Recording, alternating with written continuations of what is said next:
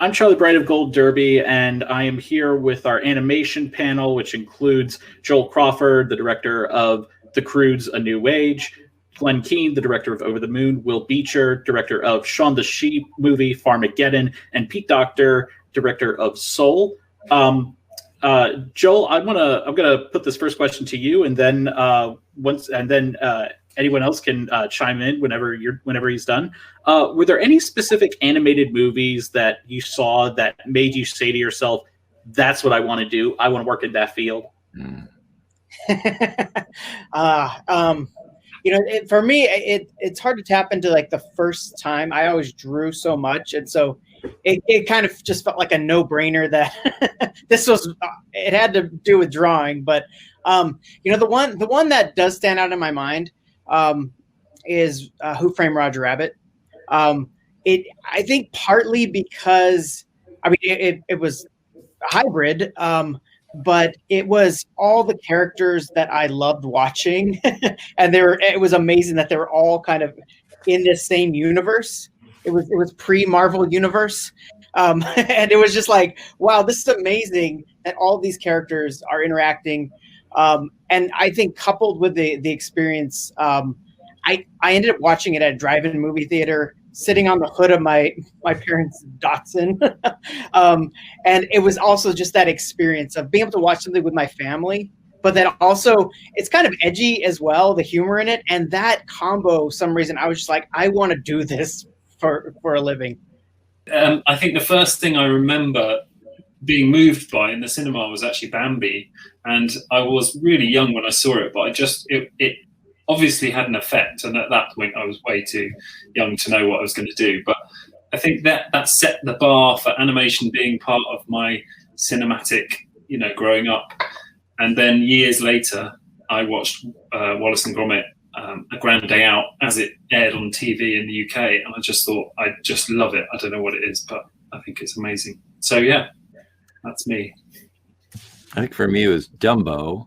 I think the thing that really hooked me though were the Warner Brothers. And it's funny, I wrote later to Ollie Johnson about Bugs Bunny's thing. Isn't he great? I love Bugs Bunny. And he said, yeah, he's funny, but I don't think I would have been able to make a living my whole career animating a character with not as much depth. And I was like, what? It took me a while to figure out kind of what he was talking about. The level to which those guys at Disney really thought through those characters is something we aspire to. For me, it was, I think I was like 5 years old or something like that. And turning on super early in the morning, watching a Popeye cartoon.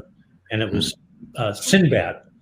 And I will never forget this. I mean, this is like deeply in my DNA of Popeye walking past these gigantic birds that are chained. There's some lions there, and there's these birds. And as he's walking, he's talking, and the background is sculpted in clay of these rocks. And you see in the rocks turning in dimension, and he's walking in front of it. It was so real. It was sculptural. And I've never forgotten that. When I'm animating anything now, it's in a dimensional world like that. I mean, Will, your world of actually dimensional figures, that's so much of what I connect to. I just happen to be doing it flat and drawing, but really I'm thinking of it three-dimensionally because of that film. It's so funny because for me, it's always flat. I struggle. I want to do 3D, but my brain thinks in these flat planes. I don't know. I love the WPA stuff, or it's the UPA rather. And the graphic material is really appealing. Yeah, I mean, I love it too. Yeah. I just feel like I got to have my hands around it. I know what you mean. Actually, so Pete, I'm going to direct this next question to you. Okay.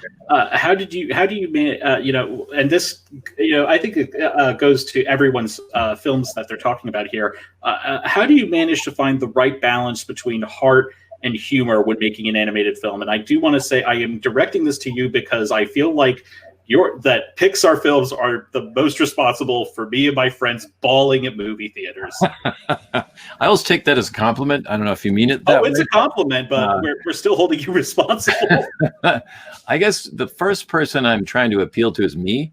I want to make sure that there's enough emotional depth and interest to sustain me for the 4 or 5 years it's going to be working on this thing. And then, of course, along the way, you're like, okay, well, the kids are going to see this. What's in it for them? And frankly, I think part of the way my brain works is kind of like a kid. So from the beginning, I'm like, emotions as characters. Yeah, okay, check. That'll be a lot of fun to animate. Or souls, they could blob into anything. It's going to be I love doing stuff that you can't do in real life. Or I guess you can kind of do anything now with live action and special effects, but there's a tone that I think animation can bring. And getting back to your question, we try to think in layers. So there's whole gag passes where we're like, we need more physical humor. Come on, all the story guys, let's go just think through the whole story that way, or more references to religion or whatever specifically it is to the movie. We'll kind of make these passes through and think, like layers of a cake. Anyone else? Anyone else? I'll jump in. I was blaming Pete, but it's open to everybody. It's interesting, and going back to something you'd mentioned a little bit earlier, Pete, about like animation not being confined to one idea of what it should be. In terms of the question of like, how do you know how much comedy and heart, and how do you find that balance? I feel like it depends on the story. Of course, especially especially on Croods New Age, I felt like I was like, this is a big comedy because it's about this dysfunctional family, pulled from inspirations of real life and Simpsons and all these kind of things, where it felt right to go more comedic to point out the flaws in all of us as humans. But that was specific for the story, and I totally agree, Pete, where it's like we're making ourselves laugh and going like, is this hitting the story points and it's making us laugh? Then it's in. That was our checkbox. Yeah, I think about the dimensionality of a character, that you don't have a comic character and a serious character. You have three-dimensional characters that experience life completely and fully. It may be a character that's serving comedy, but they're often the ones that bring and hit you the most with some sensitive little touch of a moment. Our character Gobi with Ken Jeong was hilarious recording sessions with him, and we're there listening to him, but at one point he choked up and he got tears in his eyes, and you just believed how much he cared about Fei-Fei at that point. And that was this wonderful surprise. I think you always want that possibility of a character, no matter who they are, could be the villain, to have comedy, or a character like Gobi to suddenly bring tears. Yeah, we work so hard on trying to get that balance, and I think I totally agree with what everyone else is saying, in that it is so, there are so many layers to the comedy, but it really has to come up.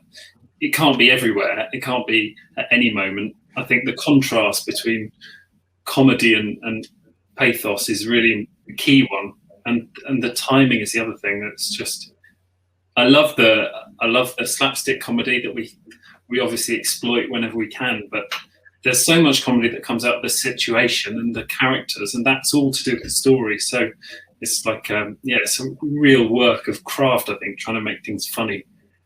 It's funny. I'd be interested to know if you guys feel the same, but on our films, even though they're about monsters or cars or whatever, I always project myself into those guys up there, and you think, that's me. And I think that's the key to the emotion of it as well, is when you can struggle, when you can put something about your own life struggle or joys, triumphs, whatever, up there and really feel it. That's the miracle of creating this, these movies. The other thing that blows my mind still, even though I've been doing this for a while now, These are completely created, artificial. Nothing on the screen exists, and yet when you do it right, you believe in it, you care, you cry. To me, that's like kind of a weird miracle. Just to jump on that, like it reminds me of like the process. Like, yeah, I think we all share where it's like you have nothing and you're creating this world, but also these characters that feel like they're all of us, and they become like that feeling because I remember like.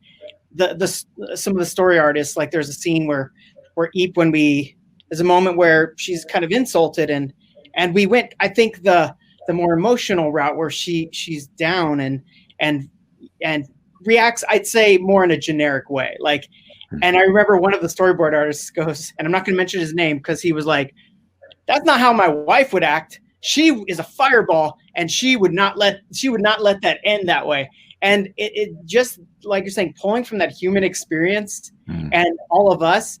And we're like, you know what? That's more Eep anyway. And it felt right. And it ended up playing comedy, but also kept that pathos because it felt genuine. Cool. So, you guys have been working in animation for quite a while. And animation is such a wonderfully unique art form, especially within motion pictures. And I was curious as to whether there was something you wish you knew, there was something you wish you had known about working in animation that you didn't know when you first started working in that field. And I want to start with you, Glenn. Wow. Yeah, I know that one thing is that I wish I knew that everybody around me that I thought had their act together was just like me, that they were all faking it too. And that there's always been this sense that, oh man, everybody else really, really knows animation, and why am I just barely staying ahead of the curve? Like somebody's gonna realize, hey, that guy is faking it. He should get him out of here. And so there's this enormous insecurity at the beginning for me. And at a certain point, I started to realize the whole key was just being me. And if other people aren't like me, that's okay. I just need to kind of bring what I actually love about the reason even I'm doing animation is because I wanted to pursue a career as an artist. And so everything I'm doing is kind of from that perspective.